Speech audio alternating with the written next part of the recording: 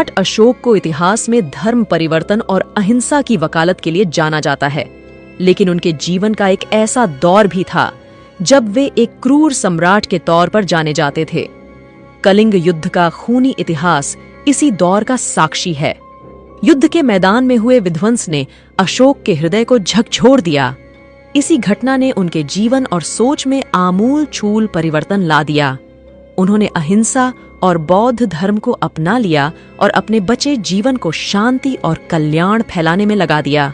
लेकिन कथा कुछ और गहरी है। कहा जाता है कि युद्ध के बाद अशोक ने महसूस किया कि ज्ञान एक शक्तिशाली हथियार है और गलत हाथों में पड़कर इसका दुरुपयोग भी हो सकता है।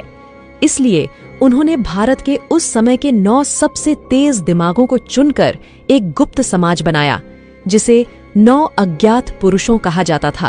कहा जाता है कि ये 9 अज्ञात पुरुष मानव जाति के ज्ञान के संरक्षक थे।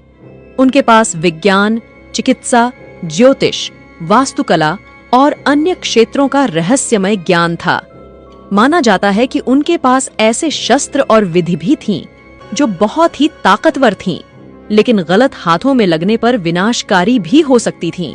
इस संगठन पर पिछले कई वर्षों से कई शोधकर्ताओं ने शोध किया है। उनके अनुसार इस संगठन के पास कई बहुत ही आधुनिक यंत्र और विधियां हैं। उनके अनुसार इस गुप्त संगठन के पास किसी व्यक्ति को सिर्फ स्पर्श करके मारने की विधि थी, जिसे मृत्यु स्पर्श भी कहा जाता है। इस संगठन ने गुरुत्वाकर्षण विरोधी बल के सहायता से स्पेसशिप बनाने की प्रक्रिया भी जानता है।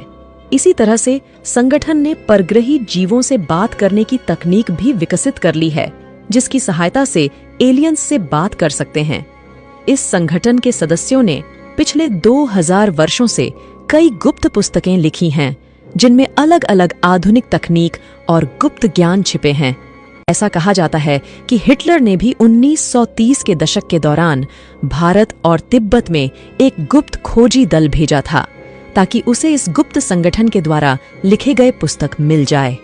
सबसे रोचक बात यह है कि कुछ इतिहासकारों का मानना है कि सदियों से चले आ रहे विभिन्न गुप्त समाजों का स्रोत यही 9 अज्ञात पुरुष हो सकते हैं।